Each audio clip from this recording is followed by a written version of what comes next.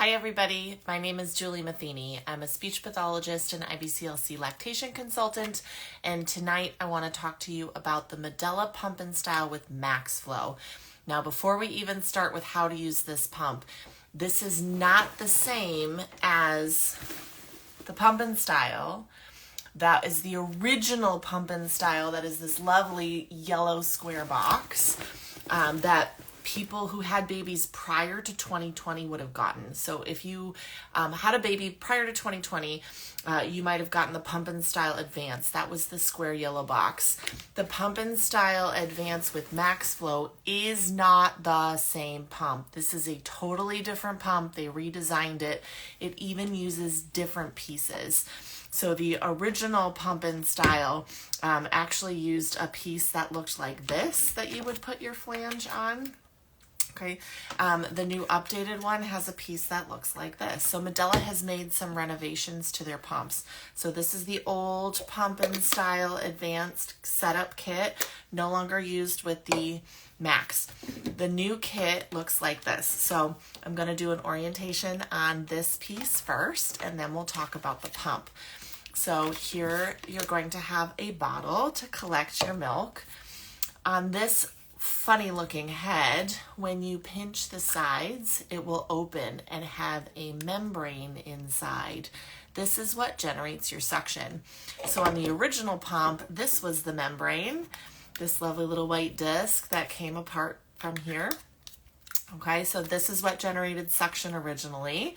If you have this style, throw out the disc and get a duckbill. This is a duckbill membrane. This will generate better suction. But on the new Pump and Style with MaxFlow, this membrane is going to sit perfectly square inside here, and you want to make sure that it's flush. This generates your suction, and then you close the back lid so that it's nice and tight. On the front of this will go your pump flange. It is not one size fits all. The pump will come with a 24 and a 27. And most people do need to go smaller. Do know that Medela makes other sizes, and there's also other companies that make compatible flanges, and there's flange inserts, but this goes on the front. And this is what will actually touch the breast when you're pumping. Make sure you have that bottle screwed in. This is compatible with a narrow neck bottle like Dr. Brown's, so you could pump directly into a narrow neck bottle system, okay? Then this will go into your tubing on the back, which then connects to the top of your pump. So it will make a Y. You can either pump both sides at the same time, or you can close one side off and pump just one side at a time. The advantage of doing one side at a time is you will get stronger suction from this pump when you close it off. This is a single motor divided between two pump flanges to two breasts. So if you pump both sides at the same time, you're splitting the motor's suction between both sides. But if you pump on only one side, you are getting the full benefit of the motor to just one side. So usually we want to pump both breasts at the same time. The advantage is time. If you pump 15 minutes on one side and 15 minutes on the other, that's a 30-minute pump session versus pumping both at the same time. But there could be reasons, if you need more suction strength, why you would do one at a time. So just be aware that you have to have this plugged off if you are going to do just one side. So that's the setup of this piece, and make sure you sanitize it before your first use. On this actual pump, we have the plug that goes into an outlet. You can also get a battery pack that can be plugged in so that you can have on-the-go pumping with this pump. When you turn this pump on, it will start in a stimulation mode. It's a very quick mode that is meant to stimulate your breast milk to start flowing to the pump. I usually recommend use this stimulation mode for 1 to 2 minutes. This pump will automatically turn over after 2 minutes, so you can just turn it on and let it go. On this, there is a power button. There is a drop button. This moves between different modes, and there is a suction strength button. So down is less,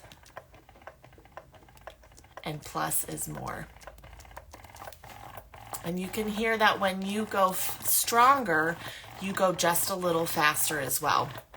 When you want to switch to the next mode to start expressing your milk, you hit that drop button, and it will go into a slower cycle to try to pump your milk. Again, faster, harder suction is with these buttons. So going up means harder, and going down means less. It also means just a little bit slower. There's hardly any suction when you have it at the bottom, so a little faster. One of the disadvantages of this particular pump is that it only has 2 speeds, really fast and slow. You can kind of change a little bit of the length of the suction by how hard it sucks, but you only have 2 options. You have the fast stimulation and a slightly slower expression mode. In a 15 to 20 minute pump session, I do recommend hit this button several times. Each time you push it, it will go back to your stimulation mode to help you trigger more milk. So every 6-7 minutes, if you push it, it will go through a 2-minute stimulation mode and then kick back into that expression mode. So you want to stimulate, express, stimulate, express, stimulate, express through the course of your pump session to help yourself empty more milk. So those are all the buttons on how to use this pump. In my opinion, I have seen this pump not be the most efficient pump for trying to bring in a milk supply. If you already have a nice robust milk supply, if you have a fully established milk supply, this pump can do pretty good for many people to maintain a supply. But for whatever reason, I have just found that this pump, based on the stimulation and the settings, the particular speed and suction that this pump has, in my opinion, not the best to try to bring in a milk supply for a new baby. And especially not the best for exclusive pumpers, because I find many people just don't do well on the particular settings of this pump. Now, if you already have this pump and it's working for you, I am thrilled. Do know that it is not the same as the other pump and style. If you are using this pump and you're not seeing an increase in your milk supply, or you're using it with time and noting that your supply is decreasing, check your flange size, make sure you have the right size flange, and then it might actually be the pump. So if you're having any difficulties with your milk supply, please make sure to reach out to an IBCLC lactation consultant to help you figure out why. There's your review of the Medela Pump and Style with MaxFlow and how to use it. Now you know.